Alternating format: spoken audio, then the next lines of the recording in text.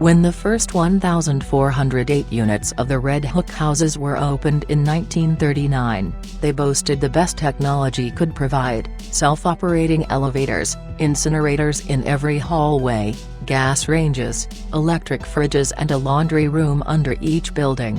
In 1955, another apartment block called was added, making the Red Hook houses the largest housing project in Brooklyn, second only in New York to the Queensbridge houses in Long Island City, Queens. For the families of the Irish and Italian longshoremen that first moved into Red Hook, they were the embodiment of the American dream, the promise of a bright future. Today, the Red Hook houses remain a dream and a promise, but broken ones. For decades, life in the houses has been defined by violence, addiction, poverty, isolation and lost opportunity. According to the latest NYC data, nearly 15% of all families in the houses are living on welfare and the average gross income is less than half the district average.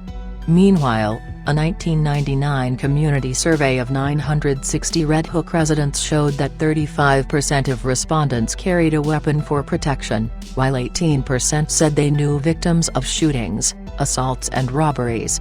Despite the bleak figures, new housing and employment opportunities are arriving, crime and drug rates are on the decline, and daily life goes on for the residents in the Red Hook houses. These are stories of 4 of those lives. 8 a.m. The rounds. When Dorothy's husband died, she was left with no money, no job and 6 children.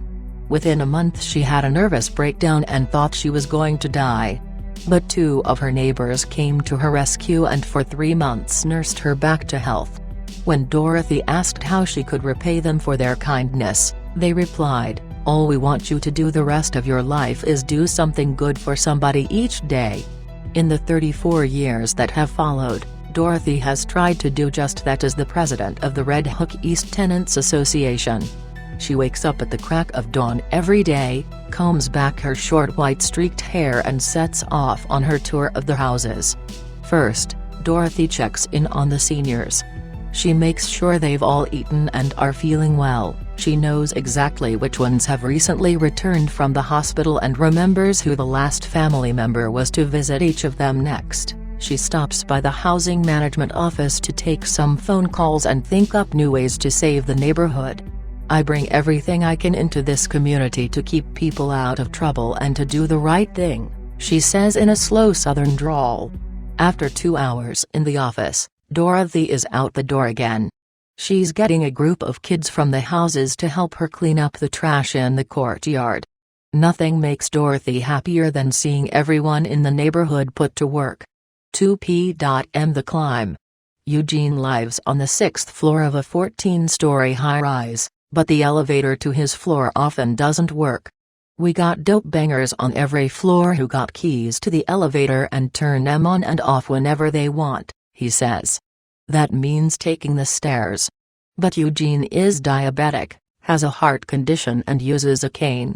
Not to mention that the narrow stairwell is also used by drug dealers and addicts. Red Hook's history with drugs has been well documented. In 1988, Life magazine ran a 9-page cover feature on the neighborhood, labeling it the crack capital of America. Some estimate that as much as $50 million of cocaine, heroin and marijuana travel through the houses every year. After-school principal Patrick F. Daly was killed in a shootout between 2 drug dealers in 1992. The police adopted a zero-tolerance policy and set up a satellite police station on the ground floor of Eugene's apartment. However, Eugene remains skeptical. "Nothing's changed since the cops came," he says.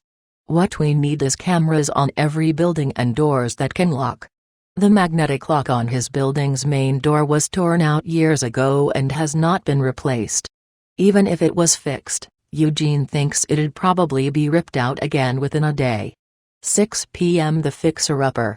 Eddie is well known around the houses for many things. 1 is for being the white guy in the projects, 2 is being a bit of a hound dog and 3 is being a master handyman. So when 2 young women asked if he'd help them fix their grocery cart, he happily obliged.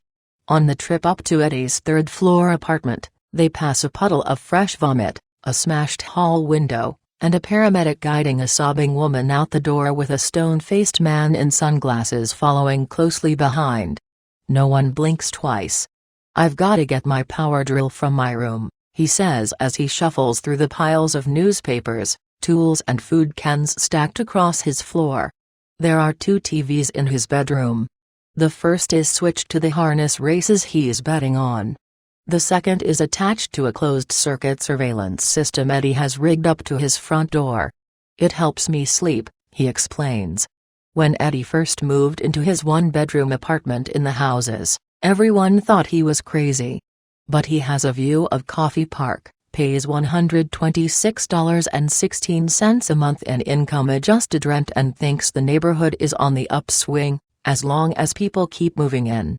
"People need to know that places like this exist and that they're safe," says Eddie, pointing to the Red Hook Co-op. The mixed-income development on Wolcott Street lotteried off 2/3 of its units to low-income residents 2 years ago after receiving 4,500 applications.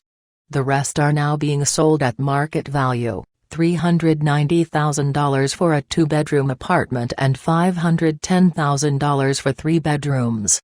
Only 2 units have been sold. "There you go, baby, good as new," says Eddie as he fastens the final rivet in the cart. The girls load up their bags from Fairway Market and hop into the elevator. It works, but Eddie refuses to ride it. It's like an outhouse in there. 8 p.m. The night watch.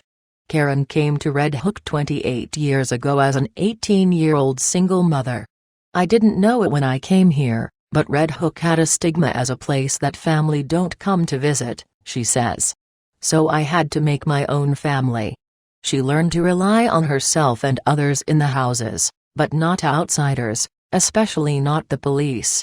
On April 28, 2006, her son Freddie was caught in a housing-wide drug raid, the memory of which still sends tears streaming down her cheeks.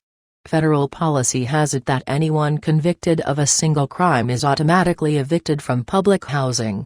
"I didn't know where my son was for 4 days," she says. Now Karen works as many nights as she can on tenant patrol. She sits and chats with 1 or 2 other tenants around a table in the hall. But as soon as someone enters, their eyes sharpen. "Do you live here? Who are you visiting? What do you want?" "Some people don't like it because I'm too much in everybody's face," says Karen. "But it's because I care enough.